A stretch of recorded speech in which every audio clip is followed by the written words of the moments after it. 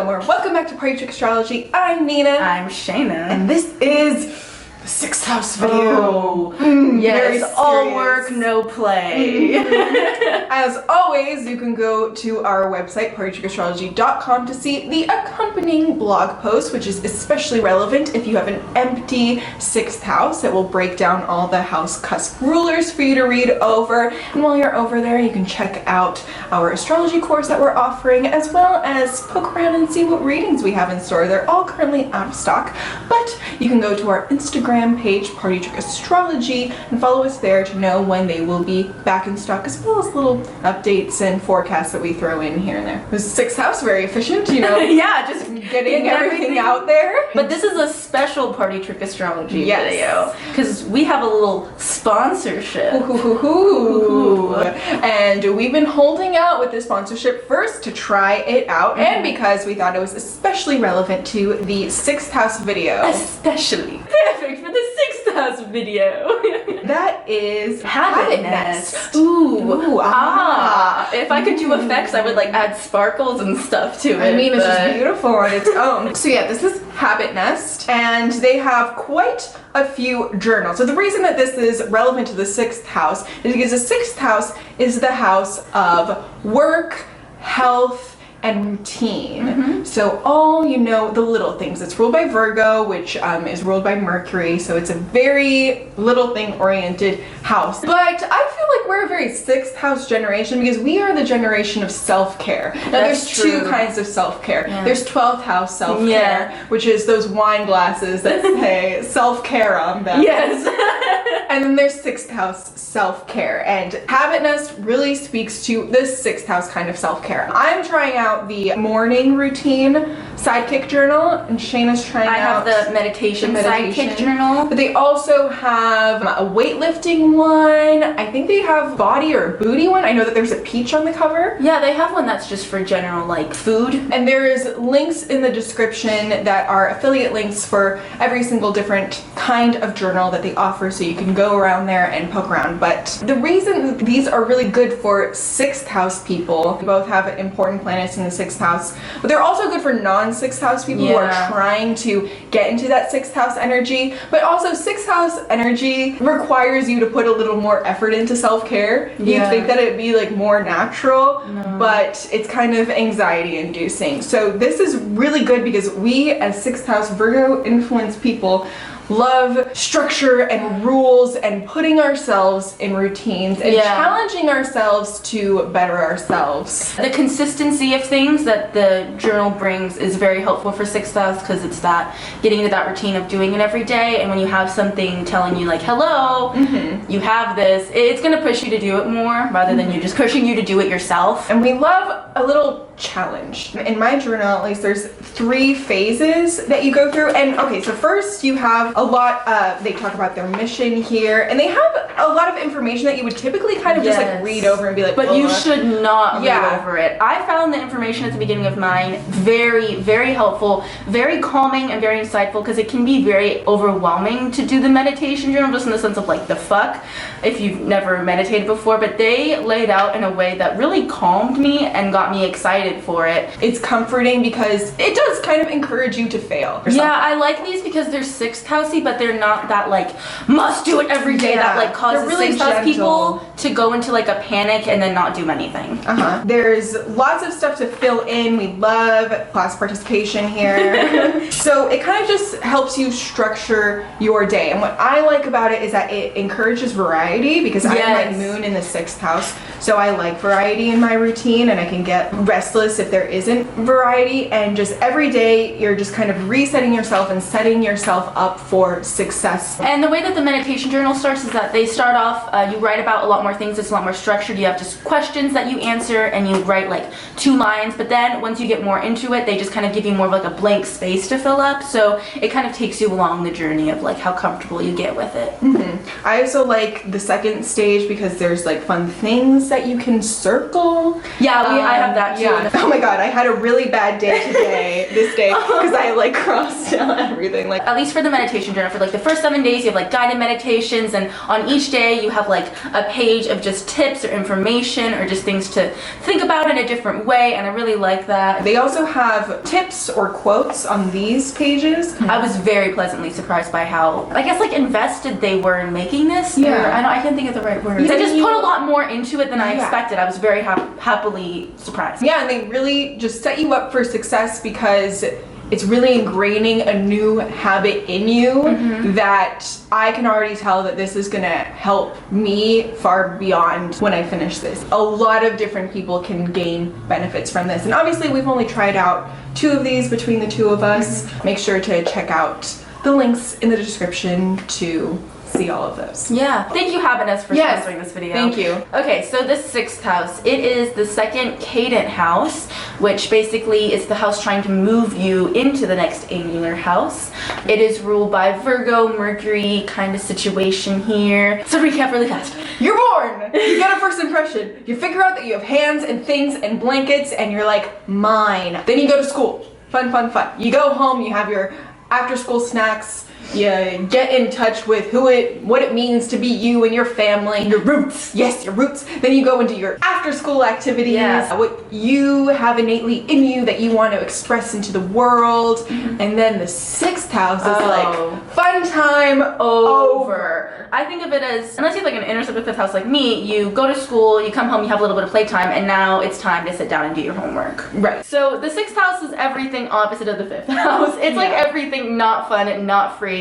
It's very regimented, it's very anxious, it's very here, do this, do that. And the 6th house rules your daily tasks. So it's how do you kind of handle your day-to-day lives? Are you good at managing your taxes or not? Like those kinds of menial things will be found in the 6th house. It's everything kind of trivial and small, but when you look at it as a whole, it really is just how you run your day-to-day life. It's totally just adulting.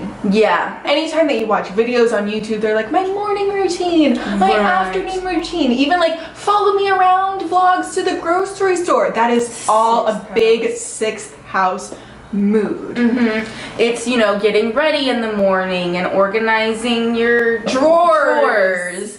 It's doing your dishes. It's how you do your dishes. At what time in the day do you do your dishes? When do you make your bed? When do you work out? Because it's routine, it has a lot to do with time. The 6th house likes structure, and it's also health.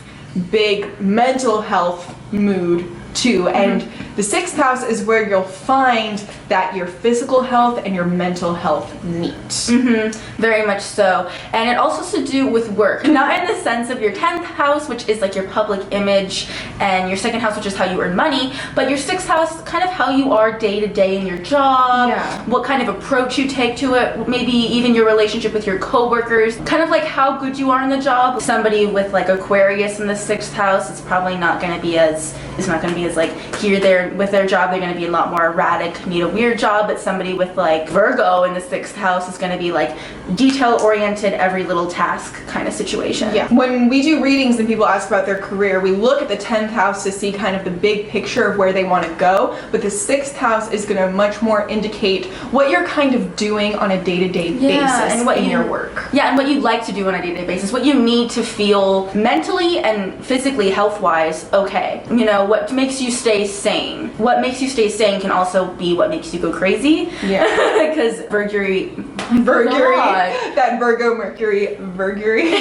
With that Mercury Virgo energy, I don't even know what I was gonna say anymore. It can be very erratic. It can be very overwhelming because there's a perfectionistic attitude that goes along with Virgo energy. And the world isn't really set up for the Virgos of the world. You know, the world is not run by Virgos. It's not run by 6th house people. Rarely do things stay on schedule. And where the 6th house loves schedule and routine and consistency, the world does not always deliver. And so there's a lack of adaptability to some people that have a lot of 6th house energy that can cause anxiety. Anxiety occurs when you are future tripping, when you're thinking too much about the future, when you're not in the present moment, when you're worrying and worry comes out of not knowing what's going to happen not next. knowing, not trusting, big thing, and not surrendering, needing to be in control. Yeah, that's that the sixth Virgo house is that control. like control freak kind of feeling. I think that a sixth house, like stellium, for example, can go like one of two ways. Like the pro of it is that you are very good at the details, you're very good at getting things done, very efficient, perfectionist, all the things that you create are probably very just exactly what you wanted and what they needed. No mistakes, no spelling errors, it is perfect.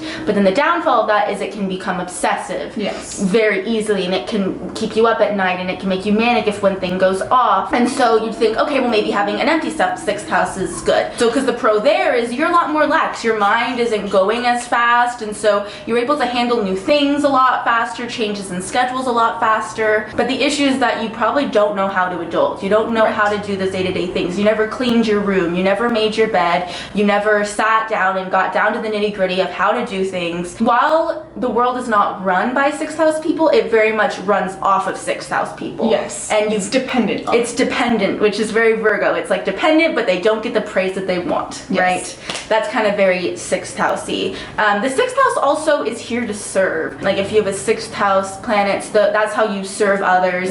You feel good when you are serving others and doing good deeds for others. I always say that Virgo energy and sixth house energy, or people with this kind of energy, are the stage managers and the key grips of the world, of the zodiac. And if you know stage manager culture, I don't need to say anything else, but there's not a lot of recognition for the stage managers, but the stage managers feel absolutely responsible for everything. And I'm like, oh, I did all of this. But you're like, you're just doing this shitty work that nobody that's creative wants to do it. But a lot of stage managers are very passionate about stage manager positions. Because they're like, I am here to serve. That's where I get my fulfillment. And I get to boss people around. Yeah. You do this and You do that. You do that. And this happens at this time, and everything is running smoothly because I thought ahead. Yes. And I planned everything ahead. I thought about every detail that could go wrong. And then someone moves a prop on the prop table. Oh no. You can be so thankful because you're like, this person is so helpful. Thank you, thank you. It can almost go into the point where they do too much. Yeah. Like a classic story, which this kind of runs in his sun in the sixth house, which is my dad. He has the sun in the sixth house, and he just kind of sometimes does too much. Yeah. Like I need to mail something, and he was like, let me go to the post office first just to scope it out to see if it's busy or not. And I'm like, Dad, that's where I'm going to. He's like, let me go first. So he left 5 minutes before I did to go to the post office because he would not let me go to scope it out. And me and my mom were like, why couldn't we have just gone? So he gets there, he calls us, he's like, okay, I think you guys are good. And then he leaves, and then we get there and we meet him as he's leaving, and then we walk inside the post office and mail what we needed. My mom was like, you just have to let Dad do that. And that's that sixth house sun, like they need to serve even when it's kind of ridiculous. They just need to feel needed, sixth house people. Much as we can make fun of that kind of stage managery energy, the show wouldn't run without the stage manager. Like it is so vital. Nothing would run without the sixth house. Nothing could get done. It'd be impossible. Even like artistic people without sixth house energy, that stuff will never be honed because they'll never be able to do it. They'll never have the action and the ability, the discipline to sit down and actually formulate what that creative thing is. Yes, I think sixth house people, the pro that you get out of it is that you are very disciplined. The downfall to it would be the anxiety and the self-criticism. There's someone on YouTube named Kayla Nicholson, and I will bet you literally $100 that she's a Libra rising 12th house moon 6th house sun. I listen to her podcast and I watch her videos, and it is so 6th house energy because she is very disciplined and always does like routine videos and fitness videos and stuff like that. But everything on her podcast is about, I beat myself up too much. Right. How to not be so anxious, how to live in the moment, and all of her struggles. Yeah, 6th house people have a lot of trouble living in the moment because they're constantly living in the future that they can definitely forget to enjoy what's happening because their minds go going a mile a minute in the future and what could happen, what could go next, trying to predicting, trying to control. Like we said, this also rules health and mental health and physical health, so you can kind of see what health issues you might run into, whether you'll have great health, like if you have Aries in this 6th house, you're like, I don't get fucking sick because I say I don't get fucking sick. Yeah. You know what I mean? Or if you have like Saturn in the 6th house would just get sick all the time, make up their sicknesses, hypochondriac, that kind of stuff. Like we had our Saturn transiting our 6th.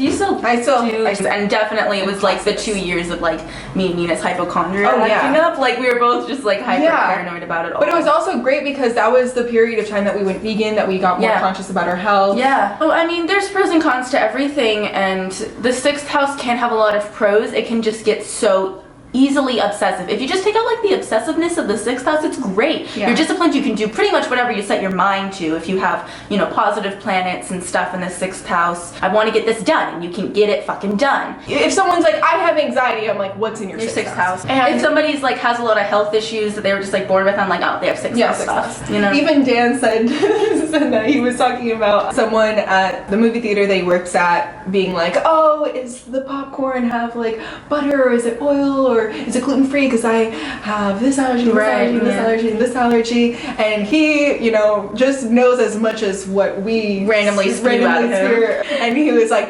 6th house, and I'm like, you got it. Yeah. Trigger word.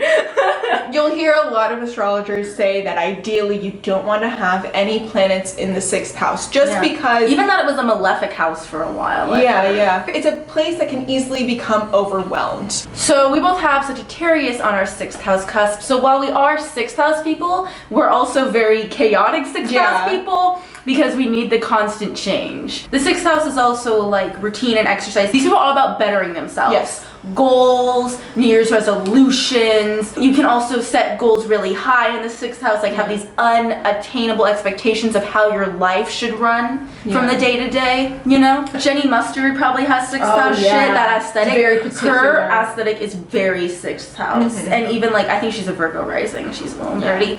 Hello everybody. This is Editing Shaina, just wanting to let you know that, as two true Pisces midheavens, we are changing up the format of our videos, and we didn't decide until I was in the middle of editing this video, and it'll be like this from now on. But this is the end of this video, and at the same exact time that this video goes live, the planetary placement video will be going live, so you can click that right now to see the rest of it. It's just really long, and I'm tired of cutting things, so yeah, Pisces midheaven out. Random change of plans. Okay, bye.